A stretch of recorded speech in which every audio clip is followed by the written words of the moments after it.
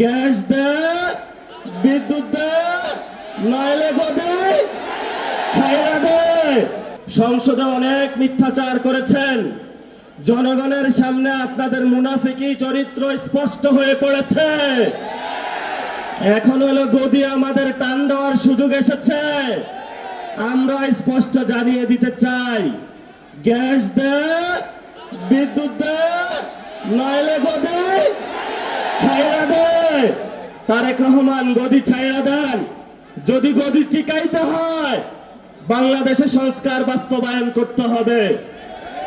বাংলাদেশে জ্বালানি সংকটের সমস্যার সমাধান করতে হবে। বাংলাদেশে ভারতের বিরুদ্ধে, অগ্রাসনের বিরুদ্ধে দাঁড়িয়ে চোখে চোখ রেখে বলতে হবে, মোদি তুমি যেমন প্রধানমন্ত্রী, আমরা বাংলাদেশের তারেক রহমান প্রধানমন্ত্রী। বাংলাদেশের আজাদী নিয়ে কোনো ছিনিমিনি খেলা চলবে না।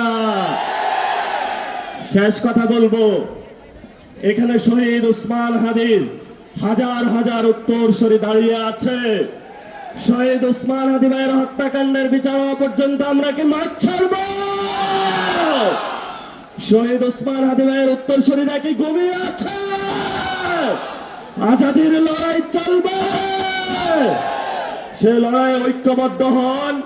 অতি সত্বর আমাদের বাংলাদেশে ঢাকা উত্তর সিটি কর্পোরেশন, ঢাকা দক্ষিণ সিটি কর্পোরেশনে মেয়র ঘোষণা হবে।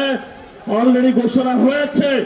সিটি কর্পোরেশনের বিভিন্ন জায়গায় আপনারা কাউন্সিলর হওয়ার প্রস্তুতি নেন, এবং যারা মহিলা কাউন্সিলর হওয়ার প্রস্তুতি নিচ্ছেন আপনারা হলো সর্বসম্মতিক্রমে প্রস্তুতি নিয়ে ইনশাআল্লাহ ঢাকার 2টি মেয়র এনসিপির ঘরে থাকবে এবং কাউন্সিলর এনসিপির ঘরে থাকবে।